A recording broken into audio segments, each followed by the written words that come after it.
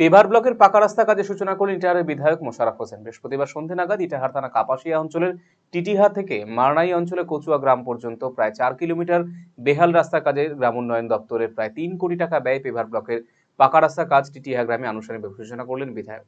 ছিলেন জেলা পরিষদের কর্মাধ্যক্ষ কার্তিক দাস, পঞ্চায়েত সমিতির সহ সভাপতি মুজিবুর রহমান, পলাশ রায়, হুসেন আলী সহ পঞ্চায়েতের 2 প্রধান।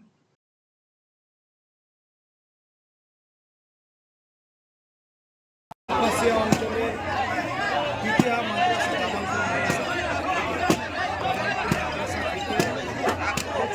গ্রাম প্রায় 3 কোটি টাকা দিয়ে একটি পেভার ব্লকের রাস্তা নির্মাণের কাজের শুরু উদ্বোধন হয়। প্রায় 4 কিলোমিটার রাস্তা হবে কম বেশি।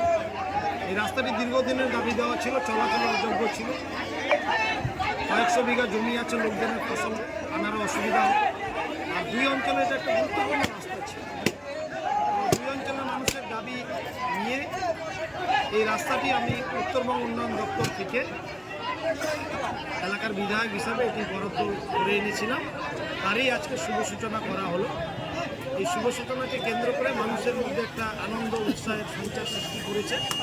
কারণ যে মানুষের ফসল পানি আনার জন্য, উৎপাদিত ফসল আনার জন্য ভীষণ কষ্ট হয় এবং যাতায়াত রোগীদের সুবিধা জরাজীর্ণ রাস্তা রয়েছে। দীর্ঘ 20-30 বছর ধরে এনাদের দাবি ছিল। তা এইটা আমি আজকে করতে পেরে খুব আনন্দিত, মানুষজন খুব খুশি। এখানে উপলক্ষে সভাপতি কার্তিক চন্দ্র দাস।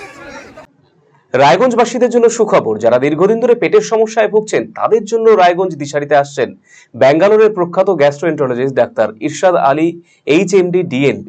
এখন থেকে প্রতি মাসে নির্দিষ্ট দিনে ডাক্তারবাবুকে দেখাতে আজই যোগাযোগ করুন দিশারি হেলথ কেয়ার, উকিলপাড়া, রায়গঞ্জ শাখায়। যোগাযোগ করুন 7477785509 এই নম্বরে এবং 7477785512 এই নম্বরে।